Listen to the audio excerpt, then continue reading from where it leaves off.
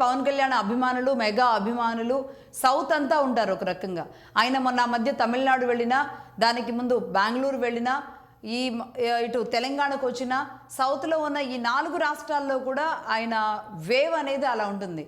ఈ నేపథ్యంలో దాన్ని ఒడిసి పట్టుకోవడానికి ఆల్రెడీ ఆయన కొన్ని సంవత్సరాల నుంచి కూడా బీజేపీ అలయన్స్తో ముందుకెళ్తున్న జనసేన గతంలో జరిగిన హైదరాబాద్ జిహెచ్ఎంసీ ఎన్నికల్లో కూడా పాతబస్తీ లాంటి చోట కూడా స్వయంగా పవన్ కళ్యాణ్ వెళ్ళి ప్రచారం చేసిన నేపథ్యంలో ఇప్పుడు తెలంగాణలో జరగబోయే మున్సిపల్ ఎన్నికలు ఏవైతే ప్రతిష్టాత్మకంగా ముందుకు వెళ్ళాలి అని 2 పార్టీలు, అంటే మొన్న జూబ్లీహిల్స్ ఎన్నిక జరిగినప్పుడు 2 పార్టీల మధ్య యుద్ధం జరిగిన పరిస్థితిని మనం చూసాం. అంటే కాంగ్రెస్ బీఆర్ఎస్ మధ్య జరిగింది.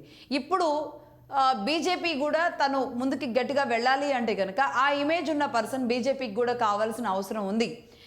గతంలో మున్సిపల్ ఎన్నికలు కానీ జిహెచ్ఎంసీ కానీ అప్పుడు పార్టీ అధ్యక్షుడిగా బండి సంజయ్ ఉండడం, ఒక మాస్ లీడర్గా హిందుత్వ ఎజెండాతో కొంచెం రెబల్ లీడర్గా ఉన్న బండి సంజయ్ ఆధ్వర్యంలో అది ఆ స్థాయిలోనే ముందుకు వెళ్ళింది. ఆ తర్వాత ఆయన కేంద్ర సహాయ మంత్రిగా మారడం, ఆ విధంగా ఉండడం, ఆ తర్వాత అధ్యక్ష బాధ్యతల నుంచి ఆయన లేకపోవడం.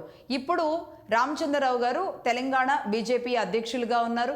అదేవిధంగా బొగ్గు గనుల శాఖ మంత్రిగా కిషన్ రెడ్డి ఉన్నారు. వీరిద్దరూ పవన్ కళ్యాణ్ని స్వయంగా వెళ్ళి కలిసినట్టుగా మనం ట్విట్టర్లో చూస్తున్నాం. రామచంద్రరావు గారు దాన్ని ఆయన ట్విట్టర్లో పెట్టారు.